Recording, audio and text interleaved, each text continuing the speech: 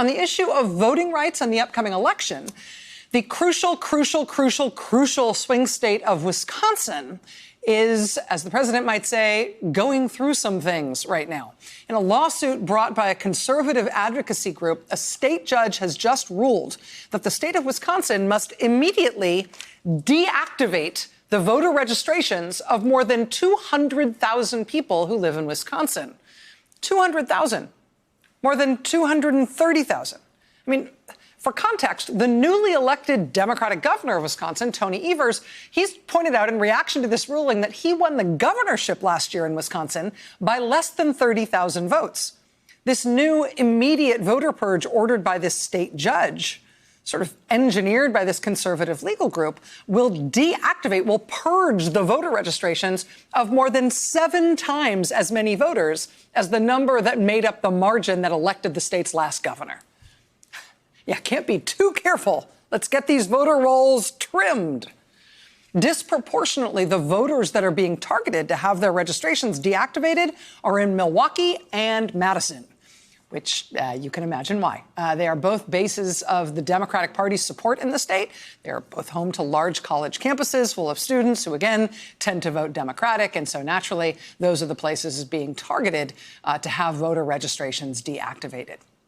And as Wisconsin is springing into action to take more than 230,000 voters off the rolls effective immediately, the great state of Georgia, as of tonight, is doing the same thing.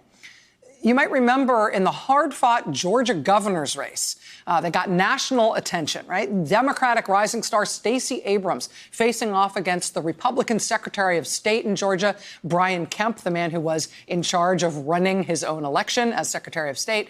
The main controversy in that governor's race, the reason Stacey Abrams never formally conceded that race, is because of this massive effort by the Republican-controlled state government in Georgia, Brian Kemp first among them, to cut down the number of people who were allowed to vote in that state ahead of that election. Between 2012 and 2018, the Republican-led government in the state of Georgia canceled over 1.4 million voter registrations just in that state.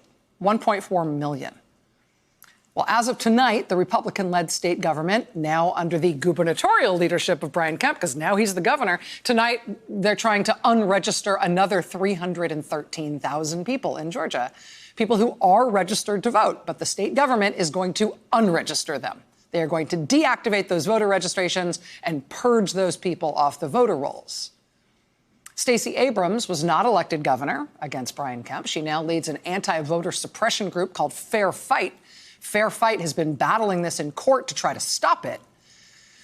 But, I mean, this is part of a larger thing. I mean, as Georgia Democrats have fought harder and harder to register more and more people to vote in that state, and as Georgia has thereby increasingly trended purple and even toward blue, I mean, this has been the Republican response to just wipe people off the voting rolls by the hundreds of thousands every way they can.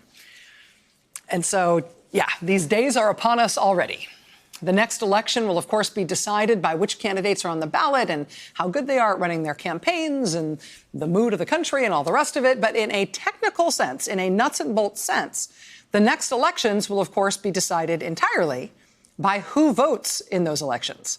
Who finds it easy to vote, who finds it hard to vote, who finds themselves disallowed from voting.